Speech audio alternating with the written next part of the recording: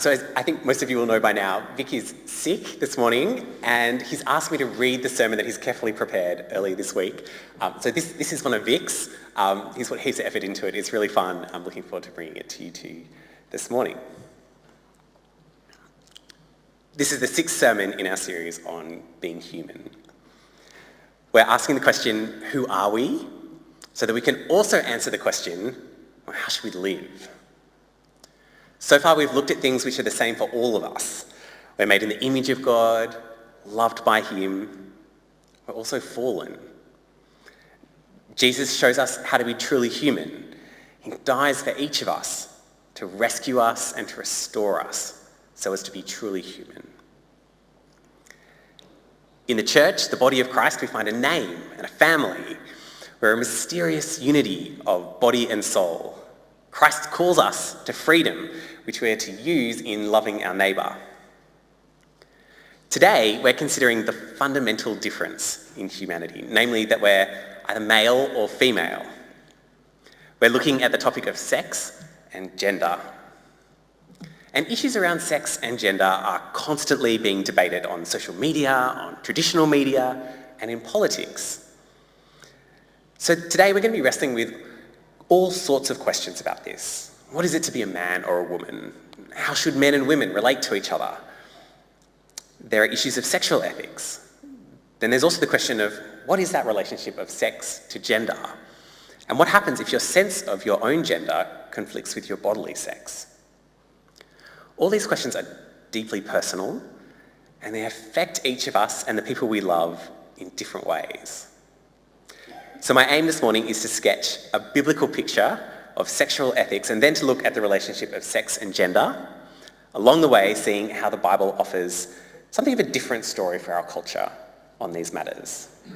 And maybe that's wildly ambitious for this fabulously large topic, so please forgive me if I don't cover everything. And if you're a teenager, I know that talking about bodies and sex is all a bit gross and disgusting, but it's something that we all have to deal with. And it's a big part of our lives, so that's why we're talking about it this morning. Now, as some of you know, I've recently started going on ABC Breakfast Radio for their Tricky Conversation segment, discussing an ethical question with a philosopher from UTAS. Now, it's been lots of fun. As I think about how to answer these questions, I keep coming back to the basics of a Christian approach to ethics, loving your neighbour as yourself. My hope is with this sermon that each of us will gain wisdom from God on how we are to live. For the Christian, in Romans 12, God calls us to worship him with our bodies.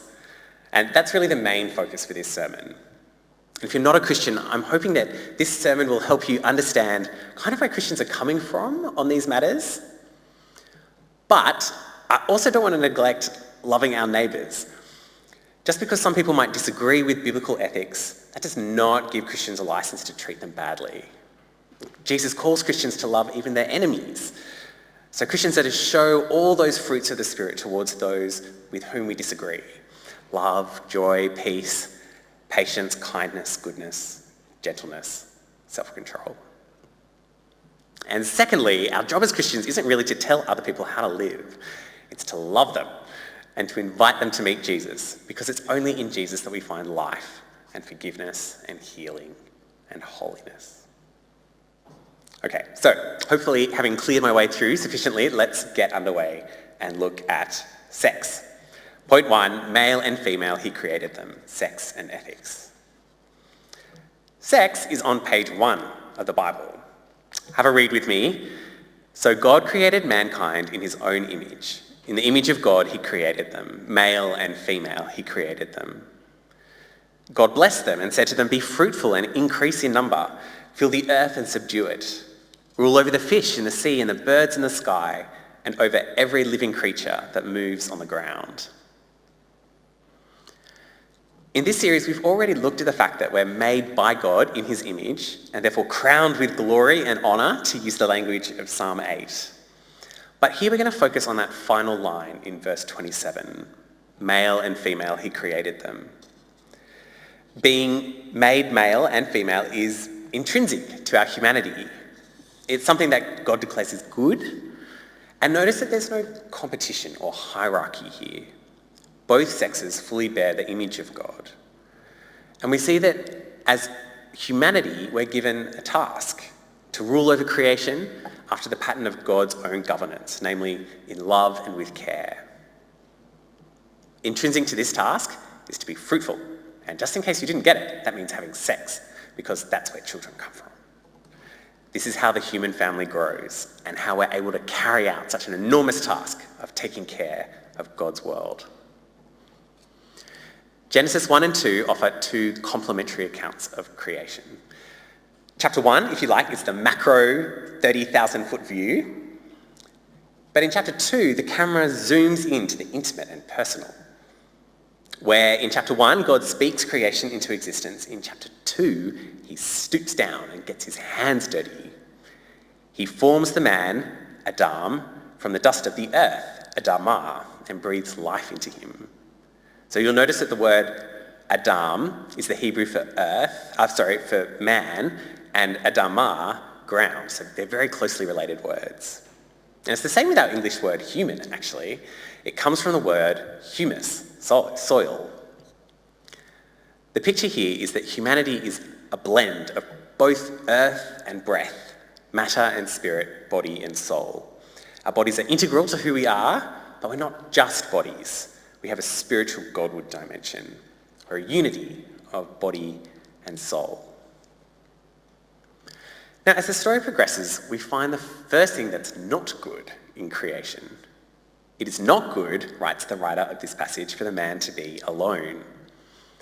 The human needs a counterpart, a companion. God had formed all the creatures of the earth just as he'd formed the man. He brings them before the man to see what he would name them, and whatever the man called each living creature, that was its name. Now, just as an aside, there's in this story an important point about language being made. Our words can name reality, but they don't create reality. The only one who can speak something into existence is God. Our words recognise reality.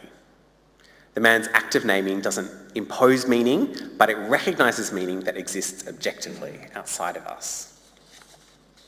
Now, this view of the relationship of language to reality is actually pretty contested today, and you may be surprised to know that this situation was predicted in the 19th century by none other than Humpty Dumpty, or at least Lewis Carroll wrote in Through the Looking Glass. "When I use a word," Humpty Dumpty said in a rather scornful tone, "it means just what I choose it to mean, neither more nor less." "Well, the question is," said Alice, "whether you can make words mean so many different things." "The question is," said Humpty Dumpty, "which is to be master. That is all." Now, that's the situation that we find ourselves in, put neatly by the French philosopher Michel Foucault, that language is power. And the question isn't what's true, what corresponds to objective external reality. The question is, which is to be the master? And that is all. And if that's the case, then life from the individual through to society as a whole is a contest of wills to see who will be master and who can impose their vision of reality on the rest. Now, that account of the world is a far cry from the harmony and delight we see in the creation accounts of Genesis 1 and 2. For the man, no suitable helper can be found, so the Lord God caused the man to fall into a deep sleep. Now, in a fascinating reading of this text, the former Pope John Paul II suggests that this sleep is a sleep of non-being, where God takes the first non-sexed human out of existence and brings two new human beings into existence, man and woman. When God brings the woman to the man bursts into poetry. "This is now bone of my bones and flesh of my flesh. She shall be called woman, for she was taken out of man." The Catholic feminist Abigail Favale writes, "The man immediately recognises in the silent declaration of her body that she is both like him, more like him than any other earthly creature, and not like him. Their difference is complementary but asymmetrical. This isn't a mirror image or a polar opposite. The man chooses a word that corresponds to that twofold reality, isha, woman, a word that includes ish, man, while adding something new. This is a moment of mutual recognition.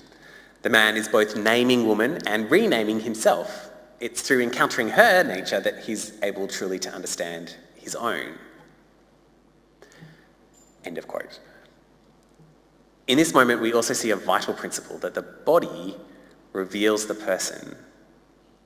Although the woman hasn't introduced herself yet, her body speaks of the truth of her identity. And this truth is immediately recognised by the man, who's struck with joy and wonder at the revelation of a person with whom you can at last have true communion. It's a picture of difference, yes, but also harmony and communion. The narrative ends in verse 24. That is why a man leaves his father and mother and is united to his wife, and they become one flesh.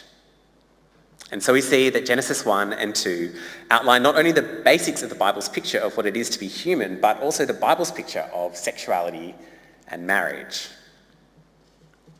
Now, marriage is the union of one man and one woman voluntarily entered into for life to the exclusion of all others.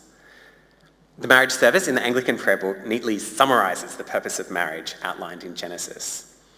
It was ordained for the procreation of children as the proper place for sexual intimacy and for mutual companionship, comfort and help. Sex is for inside marriage and prohibited outside of it, irrespective of who that's with. And this is the Bible's basic sexual ethic.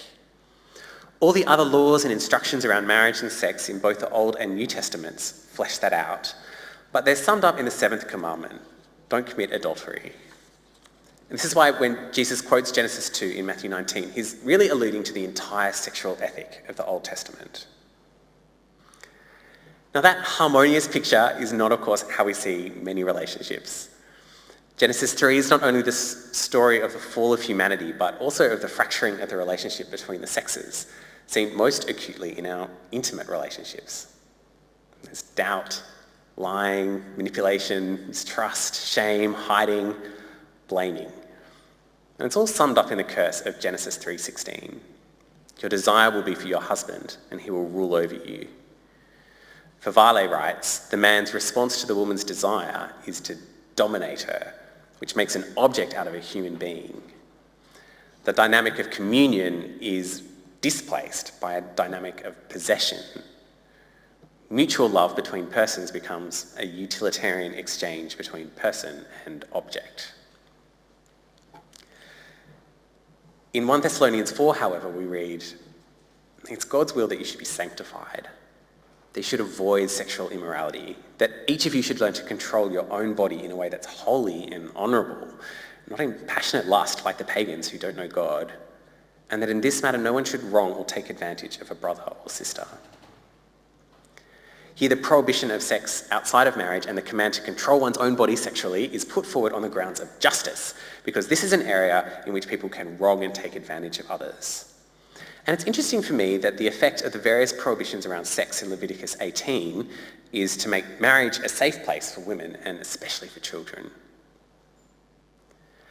While the biblical picture of marriage as being for the interlocking goods of children, sex and companionship, and while that biblical picture used to be the ideal for our culture, it really hasn't been the ideal for quite some time. The current sexual ethic is basically that you're free to do whatever you want so long as there is consent and it doesn't harm other people. Marriage is no longer really seen as a place for children or sex or even companionship unless you want it to be. The biblical prohibitions are seen as repressive and harmful. And there's a fundamental technological innovation that's facilitated this change, and that is the contraceptive pill. Prior to the invention of the pill, it's very clear that if you had sex, you could expect sooner or later to get pregnant. The pill broke the intrinsic connection between sex and children. The promise of the pill, especially in the story told by second-wave feminism, was emancipation and freedom from the shackles of motherhood and domestic labour and other societal norms that have oppressed women since, forever. The pill offered the possibility for women to have responsibility-free sex, just like men. In fact, the birth control movement in the US was founded by a woman, Margaret Sanger, who viewed women's fertility not as natural and good, but as pathological, a dangerous disease that needs to be treated and controlled. Simone de Beauvoir, in her book The Second Sex, while highlighting ways that women are oppressed, also argued for a vision of freedom, where women can only find true freedom by making themselves as much like men as possible. There are, however, some feminists today who recognise that the sexual revolution unleashed by the pill has not really delivered the goods for women that it promised. In an article summarising her book, The Case Against the Sexual Revolution, British feminist Louise Perry writes, "I'm not a religious conservative, I'm a feminist, and I've spent my entire professional life working on the issue of male violence against women, first in a rape crisis centre, and later as a journalist and a media relations director for a legal campaign against sexual violence. It's precisely because I'm a feminist that I've changed my mind on sexual liberalism. It's an ideology premised on the false belief that the physical and psychological differences between men and women are trivial, and that any restrictions placed on sexual behaviour must therefore have been motivated by malice, stupidity, or ignorance. The problem is that the differences aren't trivial. Sexual asymmetry is profoundly important. One half of the population is smaller and weaker than the other half, which makes it much more vulnerable to violence. This half of the population also carries all of the risks associated with pregnancy. It's also much less interested in enjoying all of the delights now on offer in the post-sexual revolution era." She continues, "We need to re-erect the social guardrails that have been torn down. To do that, we have to start by stating the obvious. Sex must be taken seriously. Men and women are different. Some desires are bad. Consent is not enough. Violence is not love. Loveless sex is not empowering. People are not products. Marriage is good. And above all, listen to your mother." This brings us to our next point, gender, sex as lived out. So far in this sermon, we've talked about sex, that we're made male or female, and we've talked about sexual ethics. But what about gender? Are sex and gender synonyms? Do they signify a split between the body and the soul? What we mean by gender has actually changed with developments in feminism over the past century. In the second wave feminism of the 60s, the term gender was used to distinguish between the basic facts of biological difference, indicated by the term sex, and the collection of cultural meanings associated with that sex, termed gender. Now, distinguishing between sex and gender enabled feminists to maintain the distinction between an equal value of men and women, while at the same time showing how gender norms had been used to oppress women. So, for example, being a 1950s housewife is not essential to being a woman. Girls don't have to like pink. Boys don't have to like blue. They're just gender stereotypes. Now, in the 1990s, the godmother of contemporary gender theory, Judith Butler, argued that gender is essentially performative. Nothing is natural. Gender is entirely a social construct. There's nothing beneath the cultural performance of gender. Gender is a complex fiction we inherit and then repeat. Now, Butler is incredibly influential in all of our current discussions about gender. On her account, gender is entirely unmoored from the body, and in popular discourse now defined by the cultural stereotypes feminism sought to undo. To quote Favale again, in other words, when a girl recognises that she does not fit the stereotypes of girlhood, she's invited to question her sex rather than the stereotype. Distinguishing between sex and gender facilitated a more nuanced and helpful conversation about what it looks like to be a woman or a man, and enabled a critique of unhelpful stereotypes. But we're at a point where many in our public conversation are trying to collapse sex into gender, which is to say that everything is socially and therefore linguistically constructed. As one writer puts it, in this concept, gender identity is a free-floating signifier that relativises matter out of existence, or at least out of relevance. But this is to underplay the reality of our bodily existence. Okay, let's step back from this Cook's tour of gender. What wisdom do the scriptures have for us here? As I read the Bible, it does distinguish between sex and gender. That is, it has room for different culturally conditioned expressions and experiences of sex lived out. David is a warrior and a musician and poet. Deborah leads an army. And let's be honest, Paul is a massive nerd. The Bible also critiques sinful gender norms, like the book of Esther. I once did a men's seminar, and in preparation I read every verse in the Bible directed squarely at men. The vast majority were about their roles as husbands and fathers, and the few that weren't were really about character. The text which most clearly addresses gender is 1 Corinthians 11, and it's about public worship in church. It's subtle and it's complex, but as I read it, it does call us to live out the biological reality of male and female, for all the cultural contingency in how the sexes are differentiated. The key is that how we live out our masculinity or femininity is governed by the fundamental biblical ethic of loving your neighbour as yourself. We're not bound by cultural stereotypes, but we are to use our freedom in humility to serve others in love in how we live out our sex. And we're also called to love ourselves, namely the sexed bodies that we're given by God, because we are not someone else apart from our body. Okay. Last point, the bride of Christ. There are two final points that must be said. Now, I spent a lot of time talking about sex and marriage, but I don't want to give the impression that to be truly male or female, you have to get married. Far from it. Marriage is not the completion of our humanity, at least not this side of glory. John the Baptist, the Apostle Paul, Jesus himself, none of these men were married. Celibate singleness is not only possible, but a full and good way of life. In fact, Paul says it's better than marriage. Jesus says that at the resurrection, people will neither marry nor be given in marriage. They'll be like the angels in heaven. Those who, out of obedience to Christ, stay celibate and single are a signpost to the future that God has for us. They powerfully bear witness that they're citizens of heaven looking for glory. And their celibacy tells us that hope and life are not bound up in sex or marriage, but in the resurrection of Christ from the dead and the promise of union with Christ and the wedding feast of the Lamb. Some things are worth waiting for. Sex isn't necessary to life, but Jesus is. And that leads us to the final thing that needs to be said. Marriage also, at least according to the Bible, points to the future God has for us. Marriage is used as a metaphor throughout the Bible for God's relationship with his people. This culminates in Jesus, who loved the church, his bride, and gave himself up for her. The one flesh union of marriage points to the union that Christ has purchased for his bride by his blood, and which we will enjoy in glory. Just as the Bible begins with a wedding, so it finishes with a wedding, with a new Jerusalem coming down from heaven as a bride beautifully dressed for her husband. Marriage becomes a window in which we see an imperfect glimpse of the perfect joy and consummation of the union between God and his people.